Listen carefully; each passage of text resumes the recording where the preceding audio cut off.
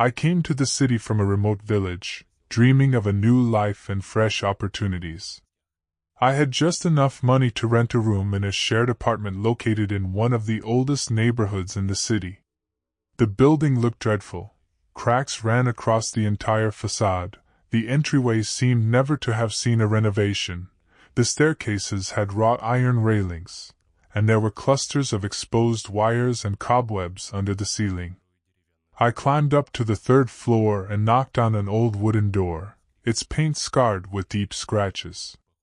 A man opened the door, looking like a creature from a dark fantasy world.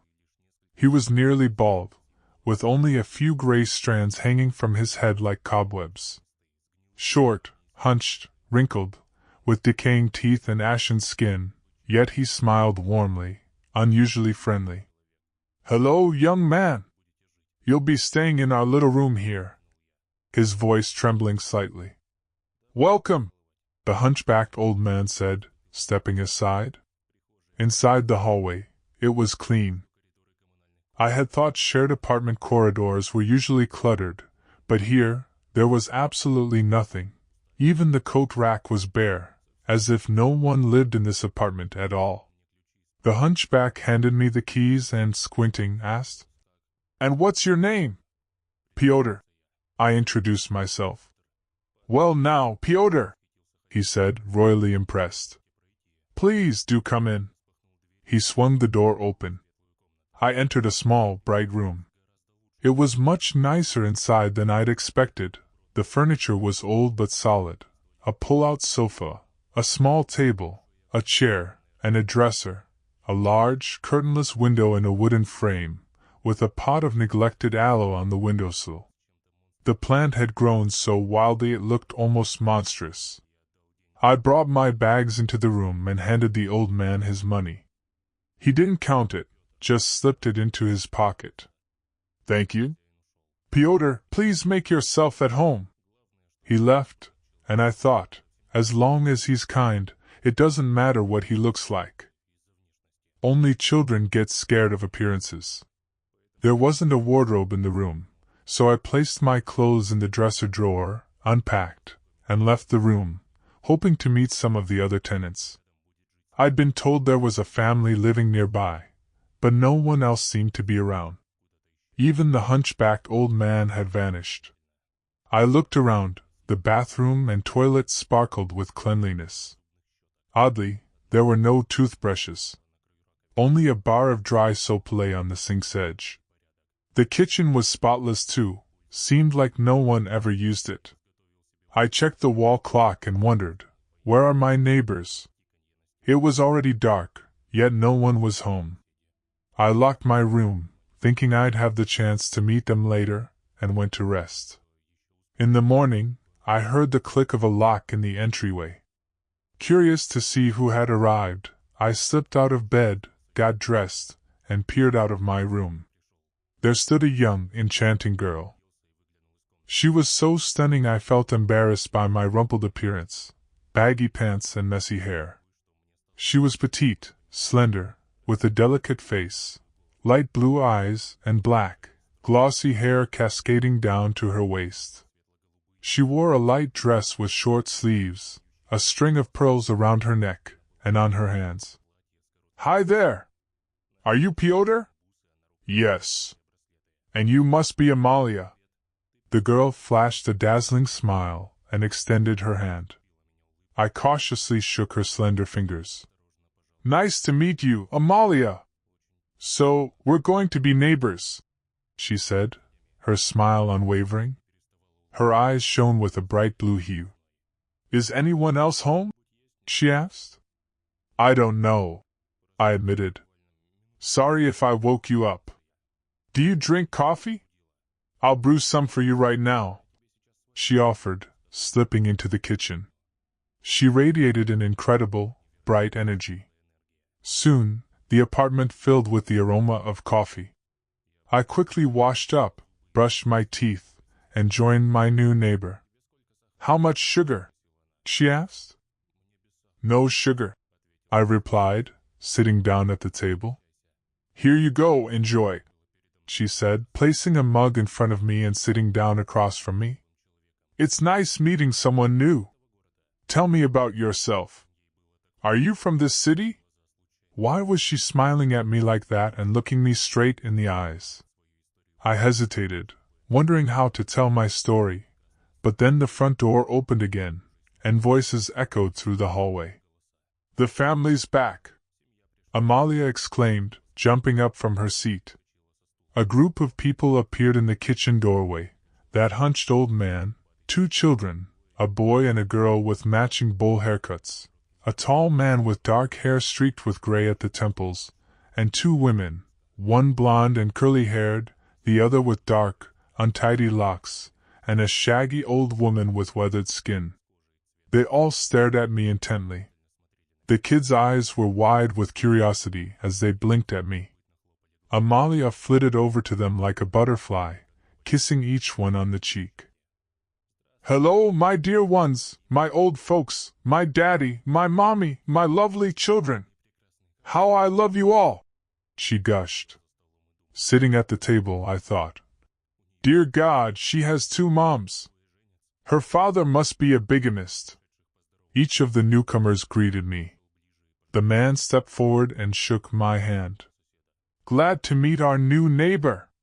So, how do you like it here? Comfortable? Yes, I answered, trying to look calm. Suddenly, a heavy silence fell, broken only by the ticking of the clock. They all continued to look me over, from head to toe, as if sizing me up. Stop making him uncomfortable. Amalia gently chided them. Yes, let's leave the young man to enjoy his breakfast, the man said. Come on, everyone, let's go.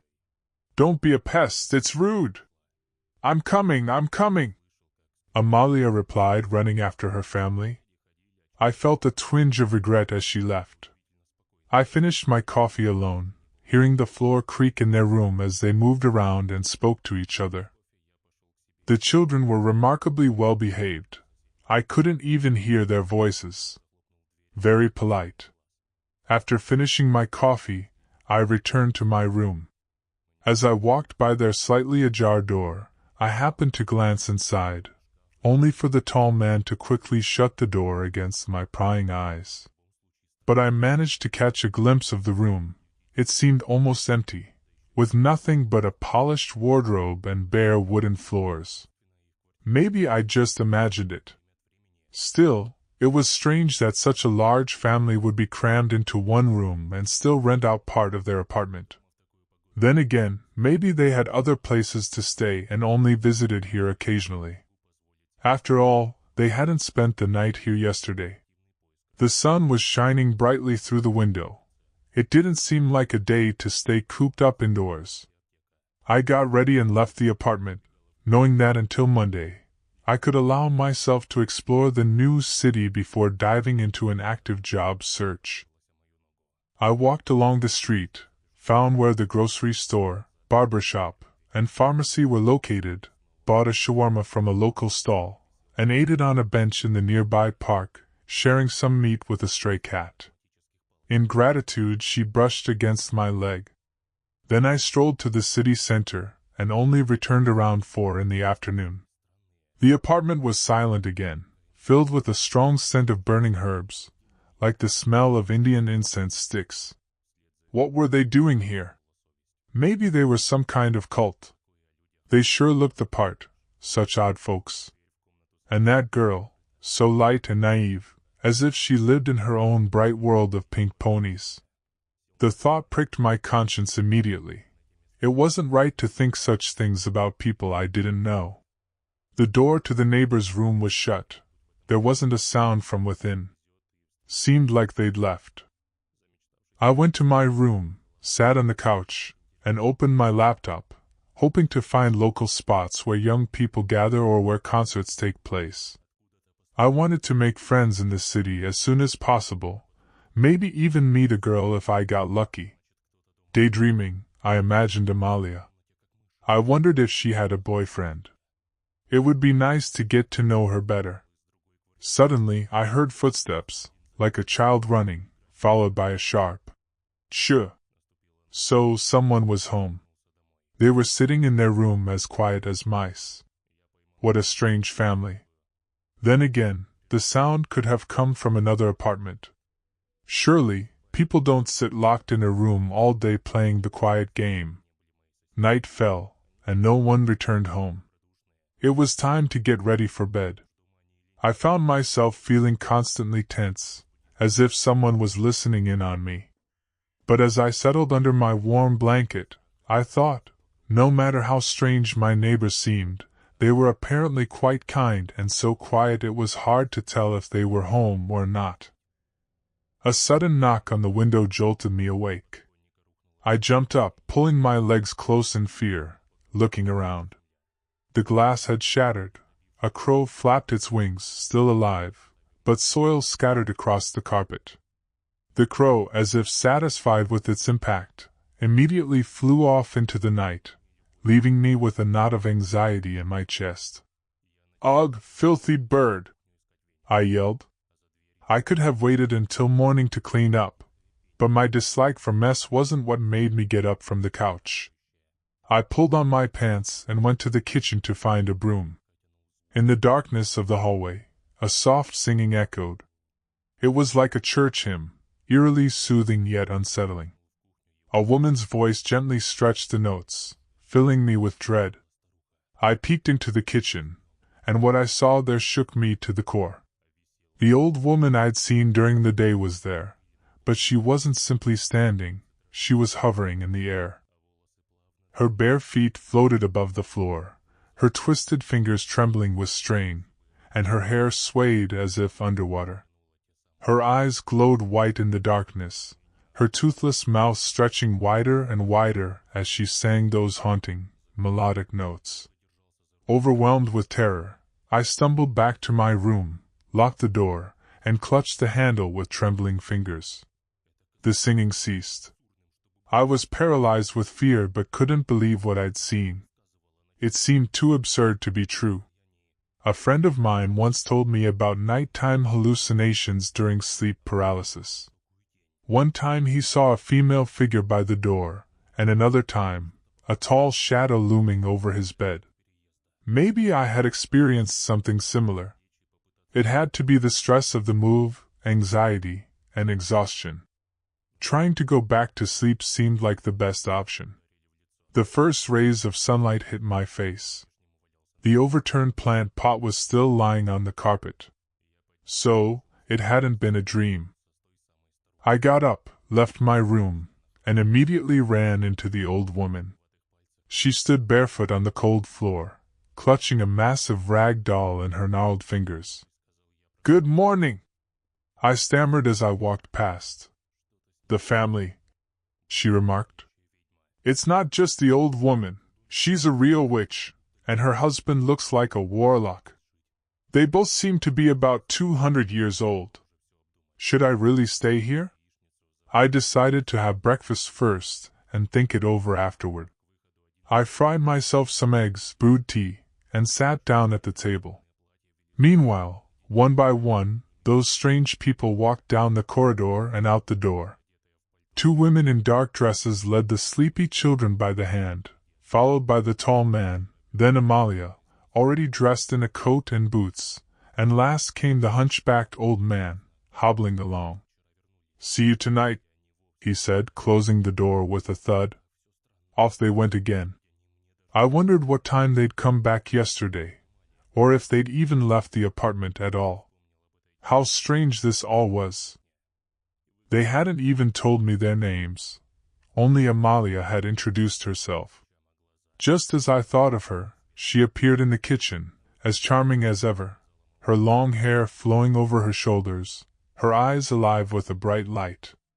"Enjoy your meal," she said with a glowing smile.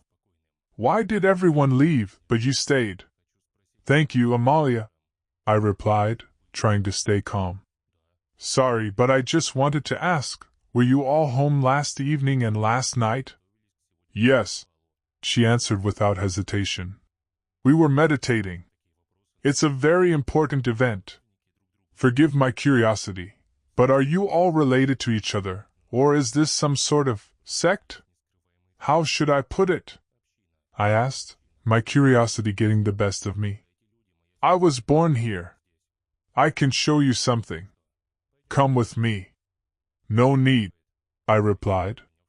Realizing I was at risk of being captivated by her charm, I tried to steady myself. Relax, it's only a family album, Amalia reassured me.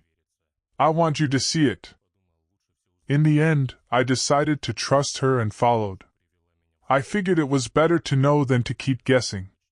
She led me to her room, which turned out to be almost empty, just a wardrobe and a few small, firm cushions scattered on the floor.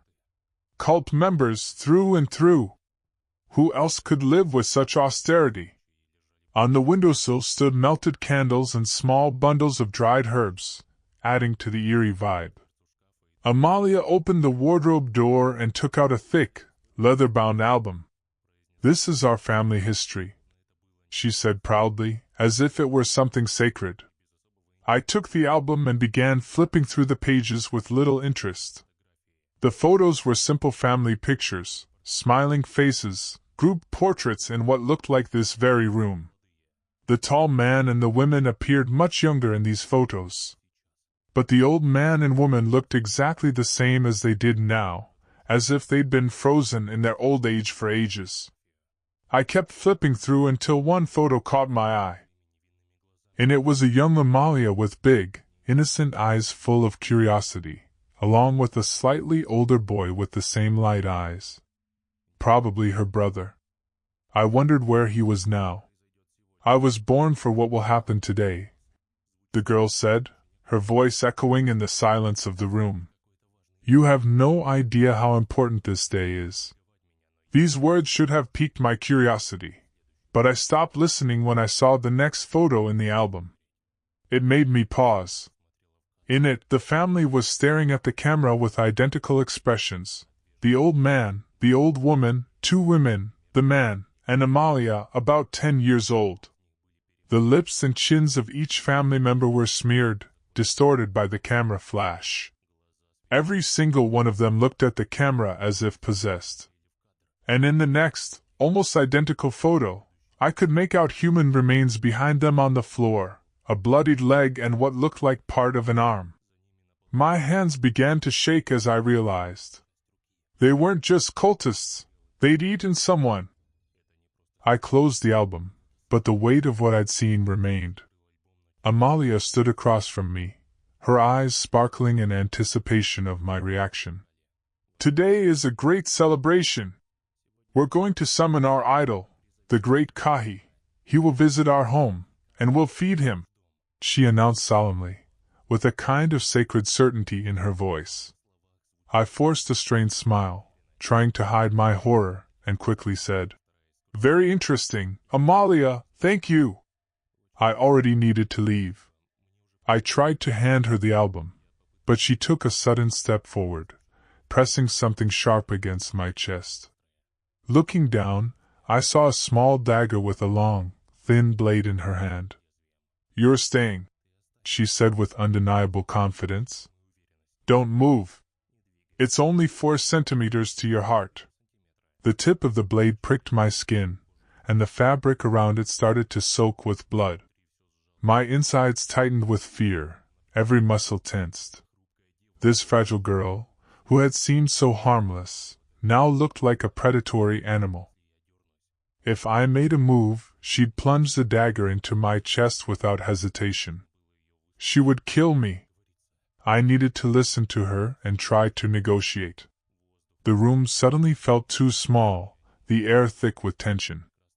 I couldn't tear my eyes away from her beautiful yet cruel face.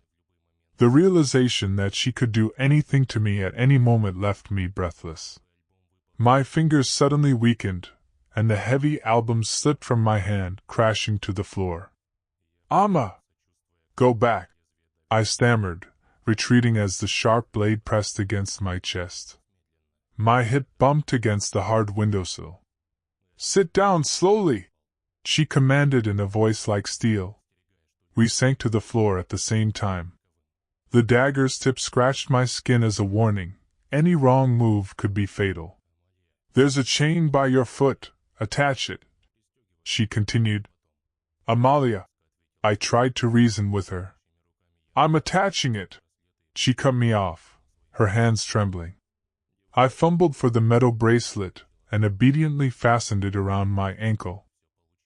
Amalia, please let me go. I won't tell anyone. Oh, you're not going to tell anyone, she said, pressing her finger to her lips. This always remains a secret. Today is the day of the sacred feast.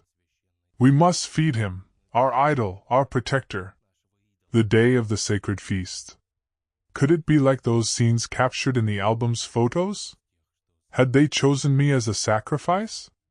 I tried appealing to the girl's reason. Amalia, you're a good person. You must understand that your ritual is murder. The girl only smiled, and there wasn't a trace of emotion in her eyes. Kahi, the demon of self-sacrifice, and death in his name are the highest honor. I realized words wouldn't help. This family, worshipping some demon, they were madmen, cannibals, murderers, surrounding themselves with dried herbs. Then she lit them with a lighter, and they began to smolder, releasing a greenish smoke. Standing a safe distance away, she waved the bundle above my head. I felt the acrid smoke seep into my lungs, burning from within, making me cough, my head spinning like a whirlwind, and everything around me blurred. My body went limp, and my mind emptied. Time passed quickly, and it felt like hours were flying by in minutes. Darkness had fallen outside. Suddenly, candles on the floor of the room lit up, their soft light dancing on the walls, illuminating the faces of the people around me. People? Where had they come from? When did they arrive? I'd missed it entirely. A man, 2 women, 2 children, and 2 elderly figures, their faces blurred into hazy shapes, but I could clearly hear them chanting in unison. I felt no boundaries to my body, as if I had been spread across the entire room. In the center of the circle she sat, looking into my dazed eyes. Her hand brought a tiny key to my wrist. The bracelet clicked open. They're going to eat me, I thought, but I couldn't move. The fumes had robbed me of my will. My legs refused to obey. Great Kahi, are you with us? The man asked, his eyes closed. I am with you, I heard. Only then did I realize those words had come from my own mouth. It was not my voice, deep and rough, like a gong strike. I tried to move my hand, but it wouldn't budge. Someone else had taken control of my body, leaving me merely an observer. Great Kahi, Amalia said with rapture. I am so happy to hear you again. I am here for you. I was born for you. She stood, grasped the edge of her skirt, and pulled off her dress, revealing her slender, pale body. I sacrifice myself, savor my flesh, she said, her voice trembling with tears of joy. Thank you, someone replied from my mouth. And in the next moment, against my will, my teeth sank into her fragrant neck. My jaws punctured her skin, filling my mouth with warm blood. She screamed, both in agony and ecstasy, as I tore into her alive, feeling the raw chunks slide down my throat and settle in my stomach. My teeth sank into her beautiful face, ripping her cheeks, biting, swallowing cartilage whole. My God, what horror! What madness! Mangled and weakened, she fell onto her back, her body writhing in convulsions. Devour her! A cry burst from my throat, blood-flecked saliva foaming on my lips. Men, women, old and young, hurled themselves at the girl like a pack of ravenous wolves. I too lunged at her, sinking my teeth into her face, shoulders, chest. We ate her, tearing at her with our teeth and nails, stripping her bones. My mind couldn't bear it and shut down. I regained consciousness only when there was nothing left on the floor but bones and scraps of viscera. The room was filled with the stench of wax, burned herbs, and raw flesh. Blood had dried on my trembling hands, and my stomach felt as if it were about to burst. "Everyone look at the camera," commanded the man, and a bright camera flash blinded me. I realized I had become part of their latest family portrait. "Leave," the hunchbacked old man said wearily. "The ritual is over. You're no longer needed here." In that instant, I felt my self-control return. Dragging my body, I staggered out of the room, desperate to escape this nightmare. Memories of what had happened flashed through my mind like scenes from a film, vague and horrifying. Unable to bear the weight of it, I collapsed to my hands and knees. Spasms racked my insides, and I vomited up thick, foreign blood and flesh. In my mind, I heard Amalia's words once again. "You're not going to tell anyone." In that pool of blood, a familiar blue eye gleamed, lifeless and unmoving. I began to sob aloud, realizing I would never fully recover from what had happened.